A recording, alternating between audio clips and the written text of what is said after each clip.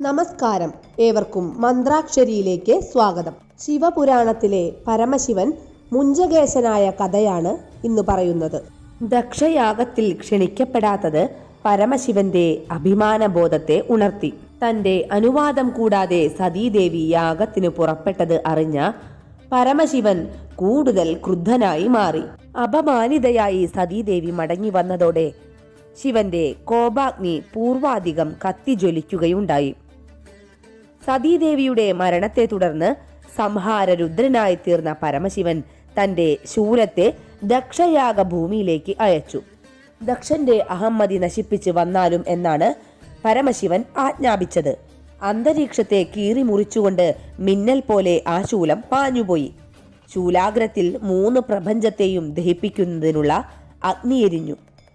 സർവലോകരും ഭയന്ന് വിറച്ച് നിൽക്കെ ശൂലം ദക്ഷയാഗസ്ഥലത്ത് പ്രവേശിക്കുകയും യാഗഭൂമി അലങ്കോലപ്പെടുത്തുകയും ചെയ്തു.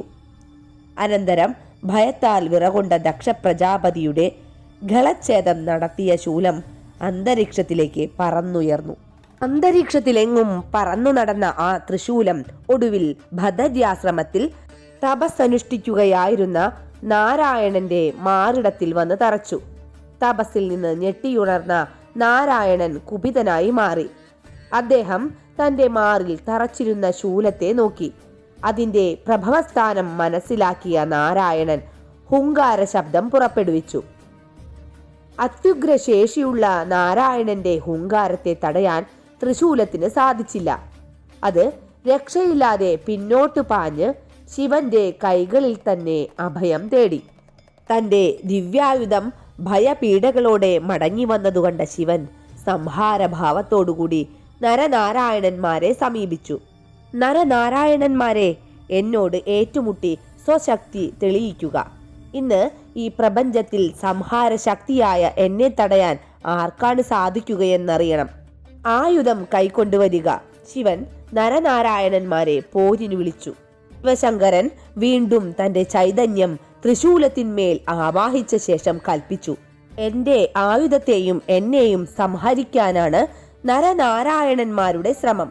ആയുധശ്രേഷ്ഠ, നരനാരായണന്മാരെ എതിരിട്ടാലും. നരനാരായണന്മാരെ നോക്കി ലക്ഷ്യമാക്കി വായുവേഗത്തിൽ പാഞ്ഞ ത്രിശൂലം നാരായണന്റെ മാറിടത്തിൽ വന്ന് തറച്ചു. ത്രിശൂല മാഹാത്മ്യം അറിയാമായിരുന്ന നാരായണൻ വിനയപൂർവം നമസ്കരിച്ചുകൊണ്ട് അപേക്ഷിച്ചു, അല്ലയോ ത്രിശൂലമേ, അവിടുന്ന് ഭഗവാൻ ശിവന്റെ ചൈതന്യം സ്വീകരിച്ചവനാണ്. രുദ്രമൂർത്തിയായി തീർന്ന ഭഗവാനോട് എതിരിടാൻ എനിക്കോ ഇന്ന് ഈ പ്രപഞ്ചത്തിലെ മറ്റ് അതീശ ശക്തികൾക്കോ സാധിക്കുകയില്ല. ദേവചൈതന്യമേ, ആക്രമണത്തിൽ നിന്നും പിൻവാങ്ങാൻ കൊതിക്കുന്ന എന്നിൽ നിന്നും അവിടുന്ന് പിന്തിരിഞ്ഞാലും.